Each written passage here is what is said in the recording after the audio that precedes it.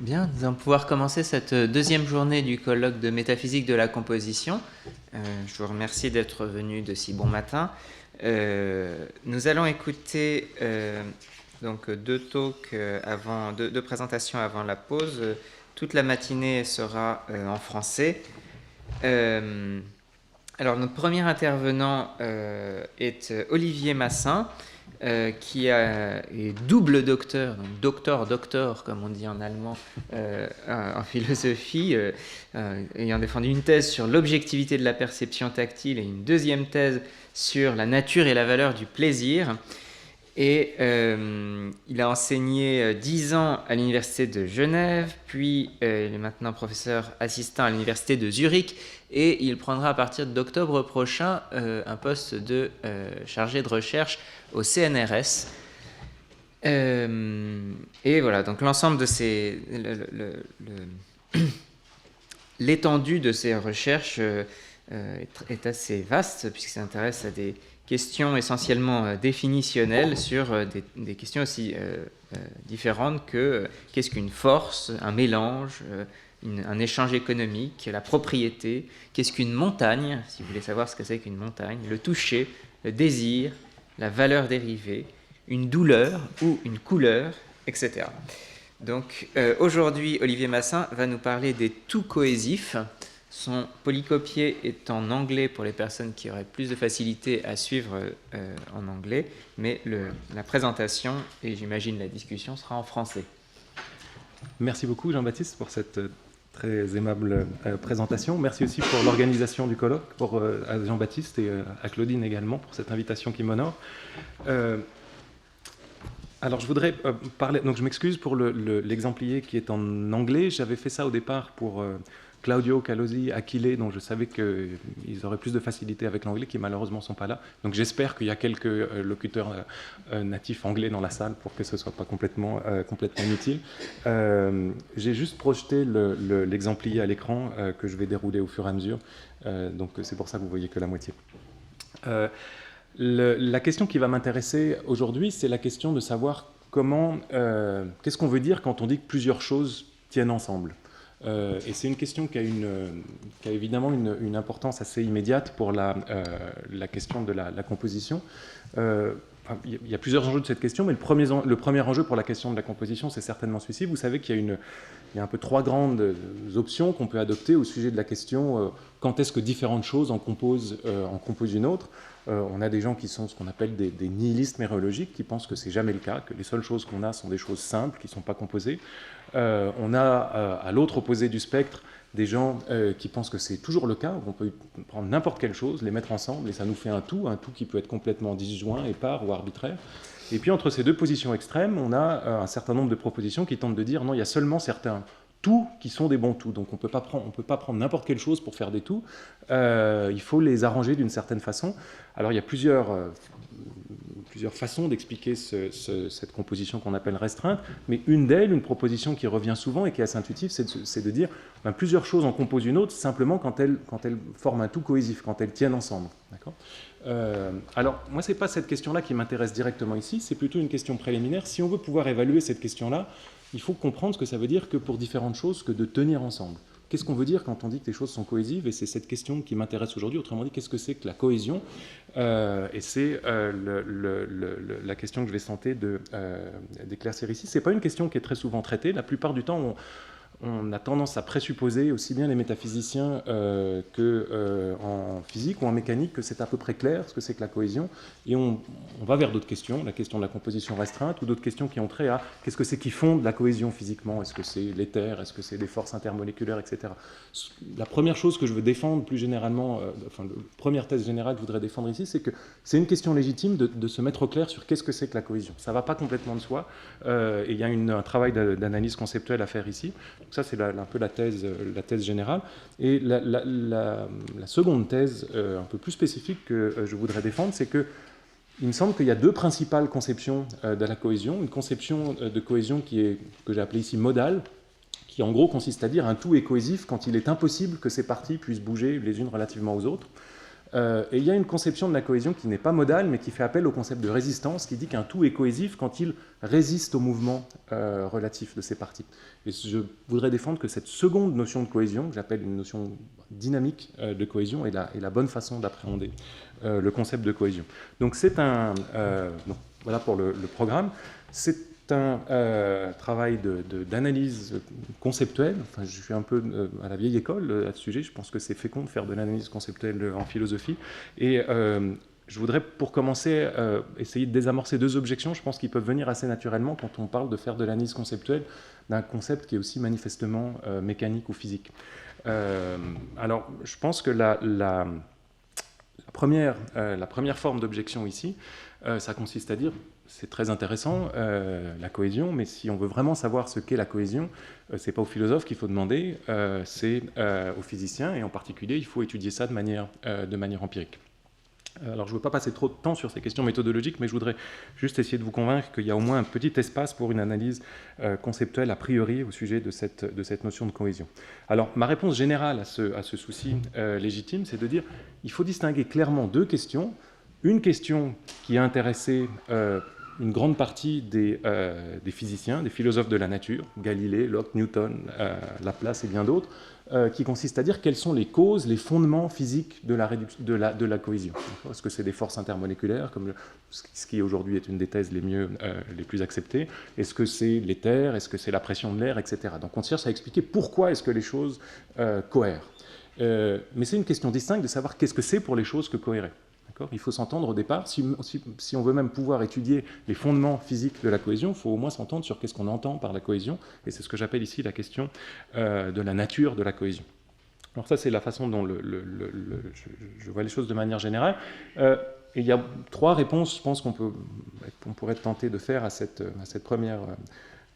réponse, à ma réponse à l'objection générale. La première consiste à dire: oui, on accepte tout à fait la distinction entre qu'est-ce qui fonde la cohésion et qu'est-ce que c'est que la cohésion, mais même pour répondre à la question qu'est-ce que c'est que la cohésion, il faut ouvrir des manuels de mécanique et il ne faut pas faire de la métaphysique depuis son fauteuil. Vous ne pouvez pas nous sortir des thèses de votre chapeau. On dit métaphysique depuis son fauteuil, mais je suis un élève de Jean-Maurice Monnoyer, donc j'aimerais mieux qu'on dise la métaphysique de chapeau. Donc on sort nos thèses de notre chapeau, et je pense que c'est quelque chose de tout à fait légitime et fécond en métaphysique. Donc l'objection, c'est de dire, pour comprendre la nature de la cohésion, il faut aller lire des manuels de physique, et il faut faire une investigation a posteriori. Il faut faire de la métaphysique a posteriori, comme le souligne un certain nombre de philosophes, dont Peter Simons récemment, je ne vais pas dire cette citation, mais qui dit: si vous voulez répondre à la question de la composition restreinte, il ne faut pas le faire depuis votre fauteuil. Il ne faut pas regarder dans votre chapeau, il faut aller regarder ce que nous disent la physiologie, l'anatomie, les sciences de l'ingénieur, etc. Ma réponse à ça, c'est que c'est tout à fait vrai qu'il ne faut pas rester dans son fauteuil de philosophe. Mais c'est faux qu'il faille quitter tout fauteuil. Et je pense qu'il y a une erreur qu'on tente à commettre qui consiste à dire: si on ne s'intéresse pas à la philosophie, c'est qu'on s'intéresse forcément à des questions empiriques. Encore quand on regarde ce que disent les sciences de l'ingénieur, en particulier, je vais m'intéresser ici un peu plus spécifiquement à la physique des milieux continus, qui est la plus intéressante pour cette question-là. Ce sont des manuels qui sont en fait pleins de thèses a priori, de thèses empiriques. Ce n'est pas parce qu'on parle de sciences empiriques que ces sciences n'ont pas une grande partie qui est complètement a priori, où on cherche à définir. Si on regarde dans un manuel de physique des milieux continus une définition de l'élasticité, ce n'est pas du tout une définition qui a une quelconque base empirique. On n'est pas en train de faire une quelconque mesure. En réalité, une grande partie de ces disciplines ont été développées depuis un fauteuil, qui n'est pas un fauteuil de philosophe, mais qui est un fauteuil d'ingénieur, parfois de mathématicien. Donc je pense que quand on veut être scientifiquement informé, ça ne veut pas forcément dire qu'on est complètement en train de quitter l'idée qu'il y a un certain nombre de clarifications a priori à faire au sujet de certains concepts. Simplement, il faut accepter que ces clarifications ne sont pas simplement faites par des philosophes, mais également par les scientifiques eux-mêmes. Alors un second doute qu'on pourrait émettre à l'encontre de cette approche, c'est de dire, en fait, vous ne pouvez même pas distinguer la question de la nature de la cohésion de la question des causes de la cohésion. La question, qu'est-ce que c'est pour plusieurs choses de tenir ensemble, et la question, qu'est-ce qui fait que les choses tiennent ensemble. Tout ça, c'est la même chose. Qu'est-ce que c'est que la cohésion? C'est précisément ce qui fait que les choses tiennent ensemble. Alors là, j'ai un certain nombre d'éléments que je voudrais avancer en réponse, plutôt en termes pour mettre mes cartes sur la table. De manière générale, il me semble que la principale motivation pour distinguer ces questions, elle a trait au paradoxe de l'enquête, qu'on appelle le paradoxe de Menon, qui consiste à dire, si on veut enquêter sur les causes de la cohésion, sur les bases ou les réaliseurs de la cohésion, il faut s'entendre sur ce que c'est que la cohésion, il faut savoir ce qu'on cherche, il faut avoir déjà une caractérisation préalable de l'objet de notre enquête. Si on n'a pas ça, on ne sait même pas où chercher, ou si on trouve quelque chose, on aura toujours beau jeu de dire que c'était précisément ce qu'on était en train de chercher. Donc si on veut pouvoir évaluer n'importe quelle thèse sur voilà ce qu'est une cause ou une base de la cohésion, il faut qu'on soit au clair sur ce que c'est que la cohésion. Et j'ai deux raisons un peu supplémentaires de prendre au sérieux cette distinction entre l'étude de la nature de la cohésion et l'étude des causes de la cohésion. La première, elle a trait à une chose dont j'aurais voulu parler plus aujourd'hui, mais malheureusement dont je n'aurai pas le temps de parler, qui est un projet de recherche plus général que j'ai, qui est de dire ces concepts dynamiques, je vais expliquer dans un moment ce que j'entends par concept dynamique, tels que la cohésion, la solidité, la rigidité, l'élasticité, ils ont une caractéristique assez étonnante qu'on les emploie de manière très spontanée en dehors du champ de la mécanique. Les économistes parlent d'élasticité des prix, les philosophes rigidité de la référence, robustesse des arguments, enfin il y a quelque chose de tout à fait spontané à employer ces concepts en dehors de leurs champs originaux. Alors on peut penser que c'est purement métaphorique. L'hypothèse qui m'intéresse, qui me semble a priori plausible, c'est qu'il y a plus que ça, c'est plus qu'un emploi purement métaphorique, mais que ce sont des concepts qui ont un nœud ou un noyau formel. Un peu de la même façon que le concept de partie, et pas, même si au départ on étudie le concept de partie en partant des questions de partie spatiale, on peut ensuite parler de partie de proposition, de partie de différentes entités abstraites, partie temporelle.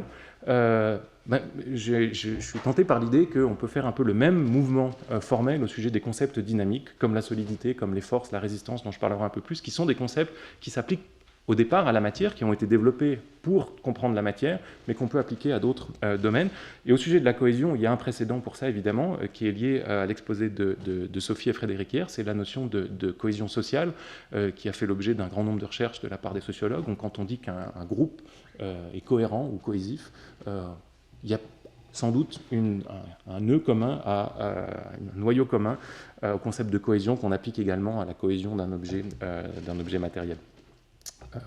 Donc là encore, si on veut pouvoir extraire ce noyau formel du concept de cohésion, on a intérêt à le couper de la question des bases de la cohésion. Parce qu'évidemment, si ce qui fonde la cohésion physique, ce sont des forces intermoléculaires, ce n'est pas les forces intermoléculaires qui vont fonder les cohésions sociales, vraisemblablement. Donc c'est une raison supplémentaire de distinguer ces deux questions. Je vais laisser de côté ma troisième raison pour avancer un petit peu.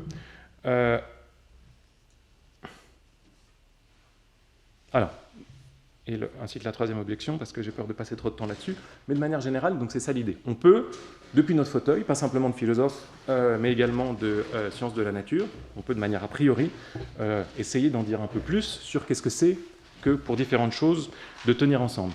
Alors si vous avez un doute là-dessus, je vais juste vous donner trois exemples profondément ennuyeux, mais qui sont moins des thèses a priori qu'au sujet de la cohésion, pour vous convaincre qu'on peut en trouver. La première, c'est la cohésion n'est pas un canard. On n'a pas besoin de faire une enquête empirique poussée pour accepter cette thèse comme vraie. On n'a même pas besoin d'enquête empirique du tout. C'est quelque chose qui semble être une vérité conceptuelle, profondément ennuyeuse, pas très intéressante, mais au moins il y en a une. Il me semble qu'il y en a quelques autres qu'on peut déjà avancer, et je vous en donnerai, j'espère, d'un peu plus substantielle et intéressante. La cohésion est une propriété. La cohésion est une propriété naturelle, dans le sens d'une propriété normative, ce n'est pas une valeur. Alors oui, il y a sans doute des emplois un peu spécifiques de cohésion où on peut utiliser ça comme la cohésion d'un groupe comme quelque chose de bien, mais quand on parle de la cohésion d'un objet solide, on n'est pas en train de lui attribuer une valeur ou de l'évaluer d'une quelconque façon. Donc tout ça sont des thèses purement a priori au sujet de la cohésion, et je pense que si on creuse un peu, on peut arriver à des thèses plus intéressantes qui nous permettent de clarifier le concept. Donc ça, c'est la première objection au projet. Il faut faire de la chose, la cohésion, c'est quelque chose qu'on ne peut éclairer que de manière empirique, pas complètement. Ici, on veut comprendre la nature de la cohésion, par distinction, la question des causes ou des fondements de la cohésion, il y a un travail a priori à faire. La seconde objection, qui est une objection qui vient d'une direction un peu différente, mais qui m'a paru être un peu récurrente, je n'arrive pas à dérouler complètement, excusez-moi, elle consiste à dire, oui, très bien, on peut dire des choses de manière a priori de la cohésion, mais ça va être profondément ennuyeux, parce que tout ce qu'on peut dire de manière a priori de la cohésion, c'est des choses qui tiennent bien ensemble. C'est parfaitement clair ce que c'est pour des choses d'être cohérentes, et la seule question intéressante, c'est qu'est-ce qui explique que les choses soient cohérentes ou cohésives. Et c'était en partie la thèse de Locke, en partie seulement, je vous la lis ici. The matter of fact, à savoir that parts of bodies stick firmly together, is clear, I confess. But when we would a little nearer look into it and consider how it is done, there I think we are at a loss, and can as little understand how the parts of body cohere as how we ourselves perceive or move. I would have anyone intelligibly explain to me how the parts of gold or brass come in a few moments to be so united and adhere so strongly one to another that the utmost force of men's arms cannot separate them. Donc la thèse de Locke, et c'est une thèse qui développe après une discussion assez détaillée, c'est de dire on voit très bien ce que c'est que la cohésion, pas besoin de passer trop de temps là-dessus. Ce qui est un vrai mystère, et là-dessus Locke pense même qu'on n'a aucune bonne réponse, c'est pourquoi les choses, qu'est-ce qui explique la cohésion. Il envisage différentes hypothèses, la pression de l'air, l'éther, et il arrive à la conclusion qu'on ne peut pas comprendre ça. Donc on ne peut pas comprendre les causes de la cohésion, mais il pense que c'est absolument clair ce qu'on entend par la cohésion. Alors en fait, Locke, comme je le dirai un peu plus loin, est plus intéressant que ça. Enfin, il propose tout un tas de thèses substantielles, tout à fait plausible au sujet de la nature de la cohésion. Mais juste pour vous convaincre que les choses ne sont pas si évidentes d'emblée, voici une liste de questions au sujet de la cohésion qui me semblent être des questions légitimes et qui n'appellent pas par elles-mêmes de réponses tout à fait immédiates sans réflexion. Alors, est-ce que la cohésion est distincte de la dureté, de la solidité, de l'impénétrabilité, de la robustesse, de la rigidité, de la raideur, de l'indéformabilité, de la résistance, de la tension, de l'élasticité à la déformation? Et si la cohésion est distincte de ces phénomènes, quelle est sa relation à ces phénomènes-là? Est-ce que c'est un genre de ces phénomènes, une espèce de ces phénomènes? Est-ce qu'elle implique certains de ces phénomènes ou pas? Est-ce que les liquides sont cohésifs? Est-ce que les gaz sont cohésifs? Est-ce qu'il y a différents degrés de cohésion? Est-ce qu'on peut être cohérent ou cohésif dans différentes directions? Est-ce que la cohésion est une propriété dissective? C'est-à-dire, est-ce que si un tout est cohésif, est-ce que chacune de ses parties est également cohésive? Est-ce que la cohésion est une propriété monadique? Est-ce que c'est une relation, une propriété relationnelle, un épisode, une disposition? Est-ce que c'est une propriété modale, l'impossibilité d'être déformé? Est-ce que c'est une propriété dispositionnelle, la disposition à résister à la déformation? Est-ce que des points peuvent être cohésifs? Est-ce que des simples étendus peuvent être cohésifs, etc. Ces questions-là, me paraissent être des questions importantes, légitimes, et je ne pense pas qu'on puisse y répondre de manière tout à fait évidente sans avoir été un peu plus avant dans l'analyse du concept de cohésion, dans laquelle je voudrais maintenant rentrer. Alors, pour commencer, je voudrais faire quelques remarques purement grammaticales sur les termes qu'on utilise quand on parle de cohésion. Il y a deux expressions principales, deux prédicats principaux qu'on utilise. Le premier, c'est celui d'être cohésif, et le second, c'est celui de cohérer avec, qui est peut-être un peu moins commun en français qu'en anglais, mais c'est une expression qu'on comprend au moins. Alors, prédicat d'être cohésif, c'est un prédicat qu'on applique à deux types de choses. On l'applique d'une part aux tout qui tiennent bien ensemble. On dit qu'un tout est cohésif, c'est un tout dont les parties tiennent bien ensemble. Et on applique également le prédicat être cohésif à ce qui fait que le tout tienne bien ensemble. Donc la colle, dont parlait hier Claudine Tiercelin, la glu, le ciment, sont des entités qu'on qualifie parfois de cohésives parce que c'est celles qui expliquent que les choses tiennent ensemble. De la même façon, on parle de force cohésive pour justifier, pour expliquer pour expliquer la cohésion. Alors moi, je vais m'intéresser simplement au prédicat du premier type. Quand je parlerai de cohésivité, quand j'utiliserai l'adjectif cohésif ici, ce sera uniquement pour désigner les tout qui tiennent bien ensemble, pour la raison, comme je vous l'ai dit maintenant, que la question de la cause de la cohésion n'est pas la question qui m'intéresse ici. Enfin, c'est une question intéressante, mais qui pour le coup demande une enquête empirique. Pardon. Le deuxième prédicat qu'on a, c'est un prédicat relationnel, cohérer avec. Et je voudrais dire juste quelques mots de ce prédicat et de la relation entre ces deux prédicats. J'admettrai deux thèses. ici. La première, c'est qu'un tout est cohésif si et seulement si ces parties propres cohèrent les unes avec les autres. Donc, qu'est-ce que c'est que cohérer avec? On a différentes choses qui cohèrent les unes avec les autres. Si elles cohèrent les unes avec les autres et qu'elles forment un tout, alors ce tout est cohésif. Et la deuxième thèse que j'admettrais, c'est qu'un tout est cohésif parce que ces parties cohèrent les unes avec les autres. Donc l'idée, c'est que ce prédicat de cohérer avec, c'est vraiment ce qui... c'est le prédicat fondamental, c'est que ce qui explique la cohésivité des tout, c'est que les parties cohèrent les unes avec les autres. Alors, une question qui surgit immédiatement, c'est est-ce qu'on peut en dire un peu plus sur les propriétés logiques de ce prédicat? Il me semble, mais là-dessus je m'avance un peu prudemment parce que tout va dépendre un peu de l'analyse qu'on va donner justement de la cohésion, qu'on peut accepter que c'est un prédicat réflexif, donc toute entité cohère avec elle-même, qu'il est symétrique, ça semble assez clair, c'est-à-dire que si cet objet cohère avec cet objet, alors cet objet cohère avec cet objet, et que sous certaines conditions, le prédicat de cohérer avec est transitif, c'est-à-dire si cet objet cohère avec cet objet, et cet objet cohère avec cet objet, alors cet objet cohère avec cet objet. Sous certaines conditions, pourquoi? Parce que comme on va le voir, il y a différents degrés de cohésion, sans doute, différentes directions de cohésion, et si on fixe un certain degré, un certain type et une certaine direction de cohésion, alors on peut avoir vraisemblablement une transitivité de la cohésion, mais pas sinon. Je reviendrai sur ces notions de différents degrés de cohésion dans un instant. Alors, ça c'est quelques mots sur la logique de la cohésion. Maintenant j'en viens au cœur de les deux principales thèses, il me semble, et si vous avez d'autres suggestions en tête, je suis très intéressé, sur... Décidément, je n'arrive pas à vous... Ah, tiens, je dois pouvoir résoudre ça comme ça. Non.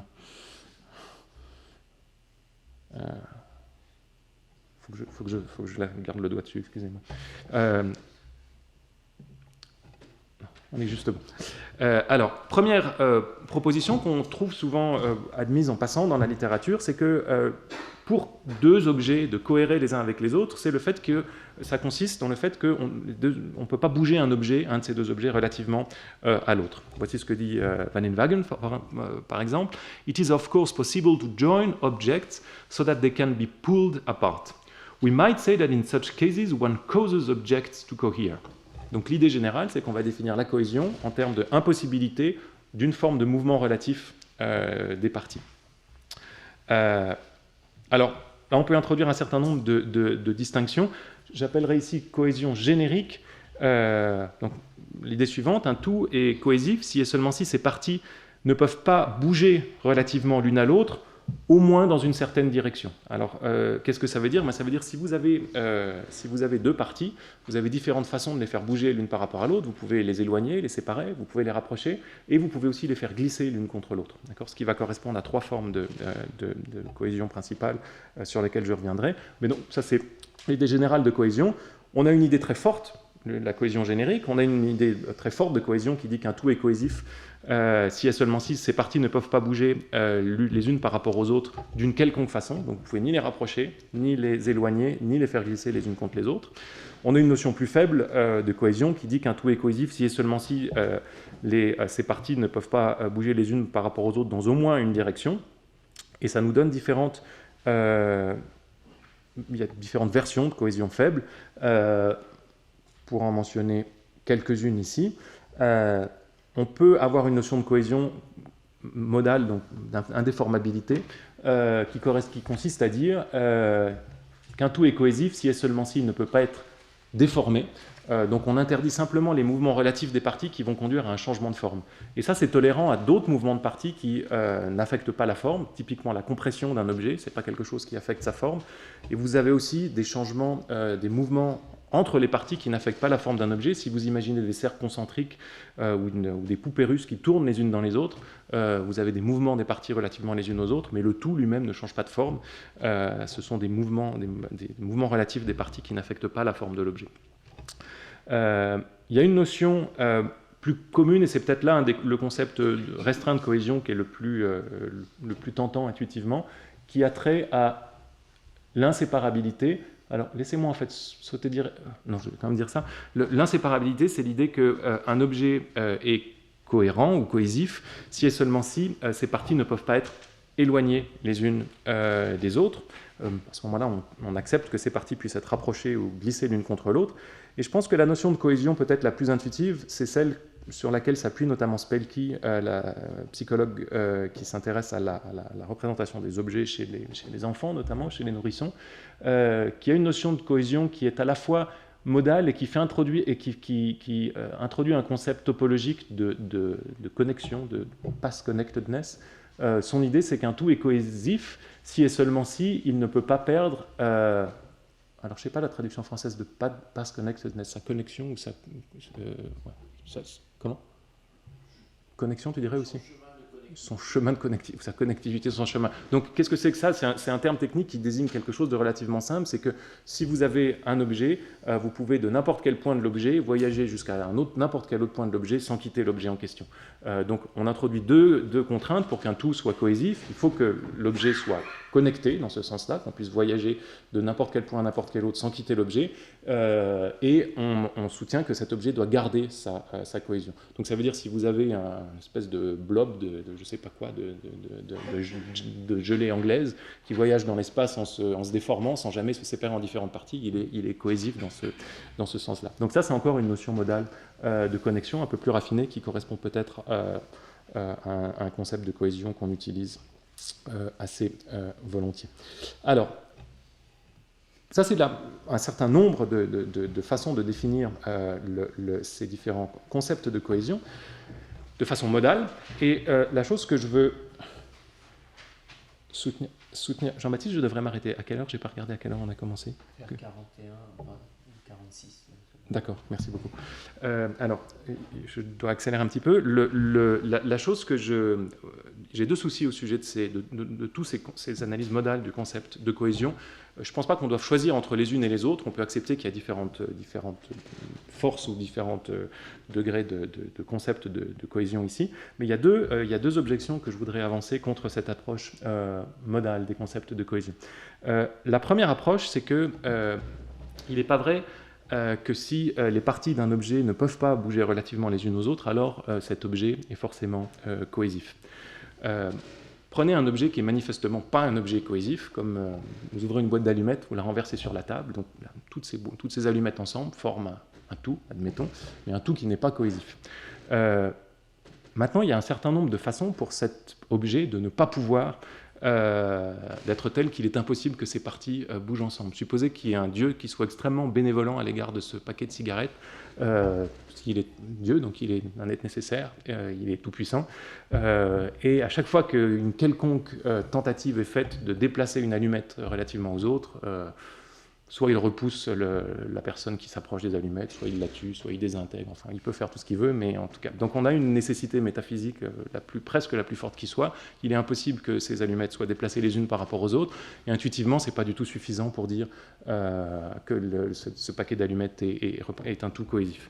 Alors il y a différents mouvements qu'on peut faire pour contrer ça. Je pense qu'un mouvement assez dans l'esprit de Kit Fine, ce serait de dire oui, en fait, il faut rajouter quelque chose au sujet de la source de cette impossibilité. La source de cette impossibilité doit être localisée dans les allumettes elles-mêmes. D'accord ? Si les allumettes empêchent le mouvement relatif de leur partie, non pas... Si le mouvement relatif des allumettes est impossible, non pas en vertu d'un dieu externe aux allumettes, mais en vertu des allumettes elles-mêmes, alors on a vraiment quelque chose de cohérent.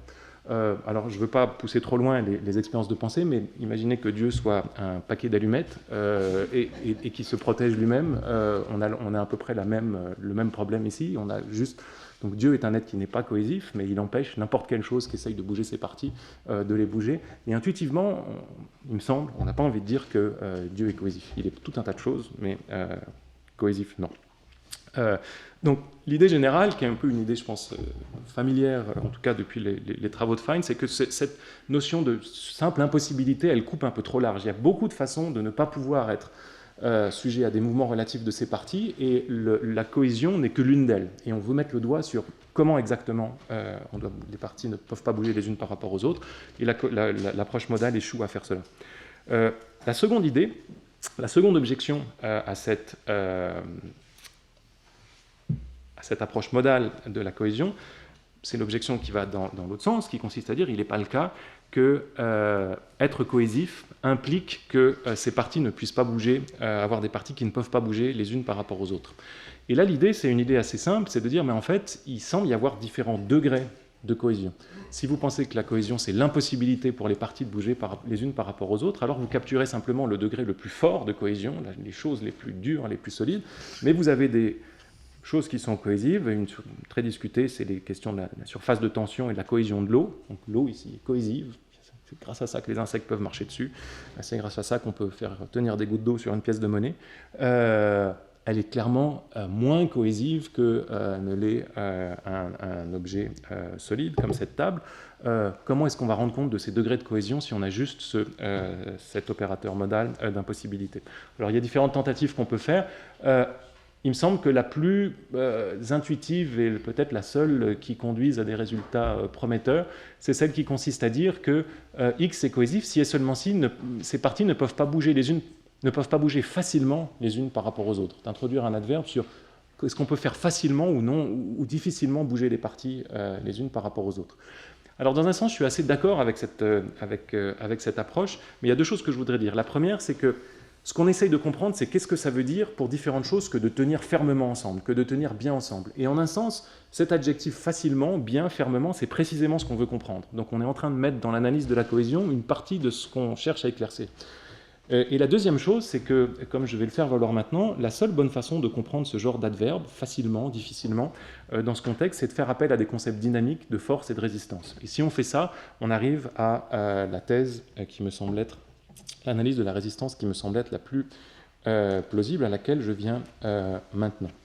Alors, la proposition générale d'analyse de la cohésion, pardon, à laquelle je viens maintenant. La proposition générale, c'est la suivante. Je ne vais pas revenir sur les différents types de cohésion, selon la façon dont on distingue les mouvements. C'est l'idée qu'un tout est cohésif si et seulement si le tout résiste au mouvement relatif de ses parties, résiste au mouvement relatif de ses parties. D'accord ? On a remplacé le concept modal par cette notion de résistance ici. Alors, quelle est la motivation pour faire ça par rapport aux deux objections précédentes à l'approche modale, pardon. La première motivation, c'est que la résistance, ça semble capturer exactement la façon dont on doit rendre la cohésion impossible, dont on doit rendre le mouvement des parties impossible pour être véritablement cohérent. Alors, le dieu paquet d'allumettes auquel je faisais allusion, il n'est pas vraiment le cas qui résiste au mouvement relatif de ses parties.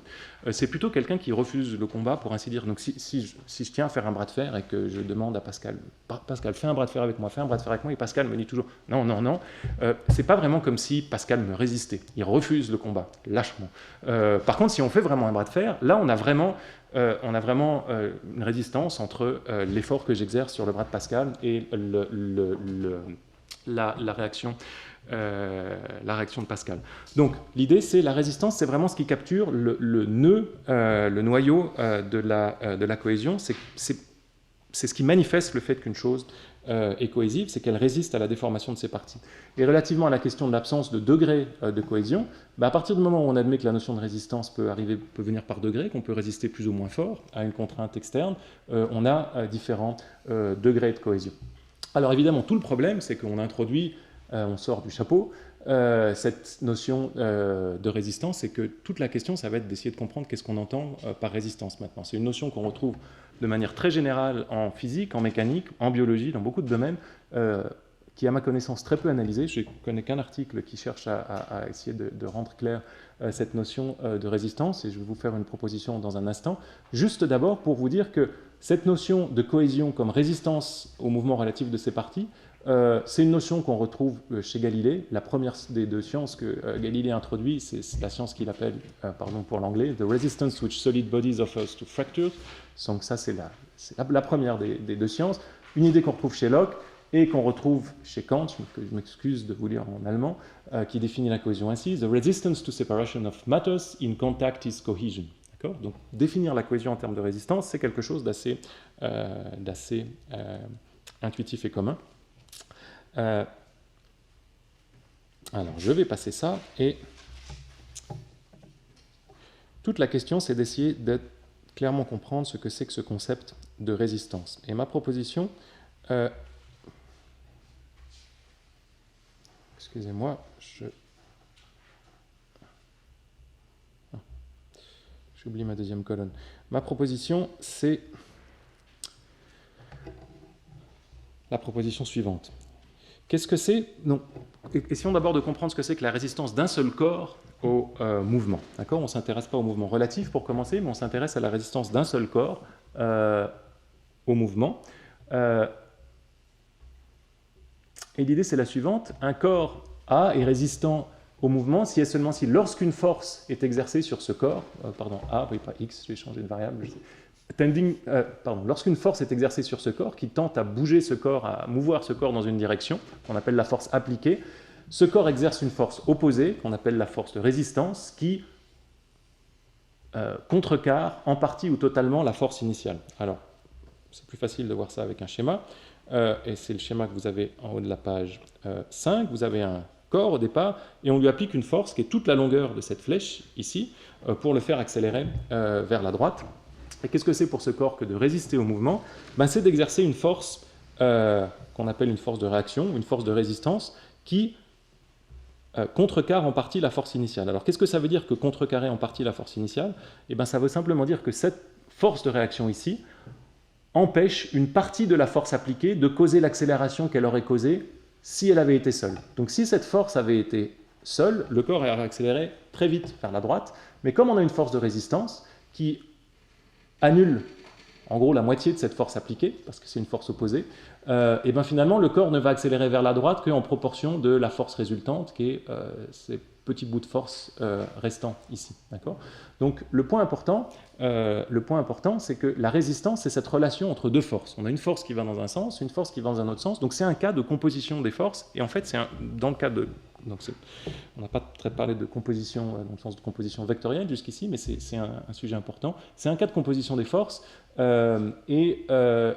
l'idée, c'est que la résistance, c'est précisément le cas où une force empêche une autre de causer l'accélération qu'elle aurait causée si elle avait agi seule. Alors, pour être un petit peu plus précis sur le sujet, l'idée, c'est la suivante, et merci Jean-Baptiste. L'idée, c'est la suivante. Il faut concevoir les forces comme des relations entre des corps qui ont deux types de pouvoirs causaux. Chaque force a d'une part un pouvoir cinématique, c'est-à-dire le pouvoir de causer l'accélération du corps sur lequel elle agit, et elle a également un pouvoir préventif, qui est le pouvoir d'empêcher une autre force de causer une accélération du corps. Et l'idée, c'est que chaque force a soit l'un, soit l'autre de ses pouvoirs activés à un certain degré. Donc si une force cause une accélération, dans la mesure où elle cause cette accélération, elle n'empêche pas une autre force de causer une accélération. Et si une force empêche une autre force de causer une accélération, dans la mesure où elle empêche une autre force de causer une accélération, elle ne cause pas elle-même une accélération. Donc c'est deux pouvoirs qui ont une structure, lorsque l'un s'allume, l'autre s'éteint. Et la résistance, c'est précisément cette relation entre deux forces qui s'annulent l'une et l'autre. Alors ça, excusez-moi de passer vite là-dessus, mais je pense que peut-être quand on considère maintenant la relation au mouvement, la notion de résistance au mouvement relatif qui nous intéresse pour définir la cohésion, l'idée c'est simplement si vous avez deux objets, ils vont résister au mouvement relatif. Simplement dans le cas suivant, les objets A et B sont résistants au mouvement relatif, l'un par rapport à l'autre, si et seulement si, lorsqu'une force est exercée qui tente à les faire bouger l'un par rapport à l'autre, alors l'un de ces objets, ou ces deux objets, exerce une force opposée qui contrecarre totalement ou partiellement la force initiale. Alors le fait qu'on puisse contrecarrer qu'en partie une force, c'est ce qui est essentiel ici pour comprendre les degrés de résistance. Parce qu'on peut, en appliquant une force sur un objet, arriver à le déformer en partie, ce qui permet de comprendre les degrés de cohésion. En appliquant une force sur un objet, on peut le déformer en partie. Tout ce qu'il faut, c'est que l'objet résiste pour que l'objet soit cohérent à un certain degré. D'accord ? L'eau, qu'on voyait sur la photo précédente, elle est cohésive dans le sens où elle résiste en partie, elle résiste à certaines forces de déplacer ses parties les unes par rapport aux autres. Pas à toutes, si on essaye nous de marcher sur l'eau, ça marche nettement moins bien.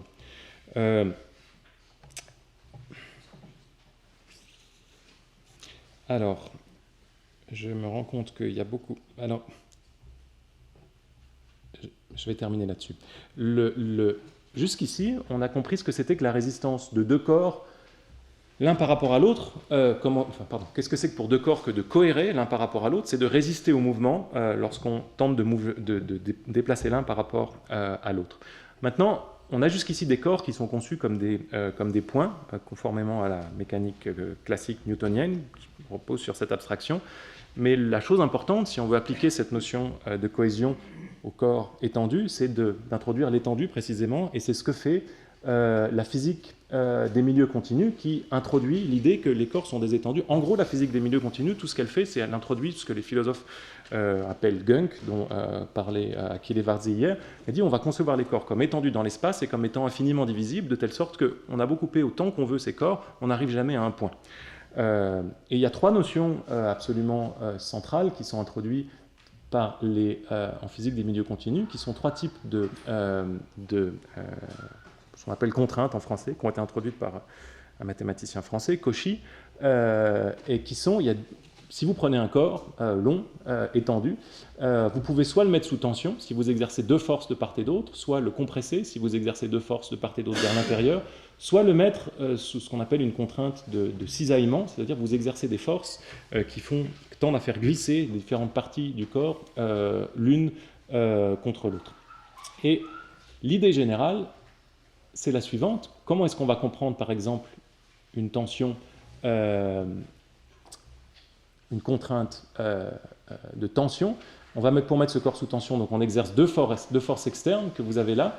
Et pour représenter maintenant ce qui se passe dans le corps, qu'est-ce que c'est pour ce corps d'être sous tension? On imagine qu'on le coupe et on réalise qu'il y a deux forces de résistance qui sont à l'intérieur du corps et qui résistent au fait que les parties de ce corps s'éloignent l'une de l'autre. Donc qui annule, ici en totalité, parce que les forces extérieures et les forces internes ont exactement la même magnitude, donc le corps en l'occurrence ne se sépare pas ou ne s'allonge pas du tout, mais dans certains cas, elles ne font que résister en partie. Si les flèches ici avaient été un peu plus courtes, le corps aurait résisté un petit peu à l'élongation ou à la séparation dans le sens de la longueur et aurait fini par céder. Donc ça, c'est ce que c'est pour un corps que d'être sous une tension, que d'être sous tension. Et alors je m'excuse, je me rends compte que j'ai prévu beaucoup trop long, mais l'idée générale, c'est qu'on peut définir à ce moment-là, pour les corps étendus, la cohésion, puisque la tension est une forme de résistance. On peut définir un corps cohésif de manière générique comme un corps qui peut être mis sous tension dans une direction ou dans un autre, vers l'intérieur, vers l'extérieur, ou contrainte de cisaillement, ce qui revient à dire qu'un corps est cohésif si et seulement si, lorsque des paires de forces opposées sont appliquées à ce corps, alors ce corps entre dans un état de tension.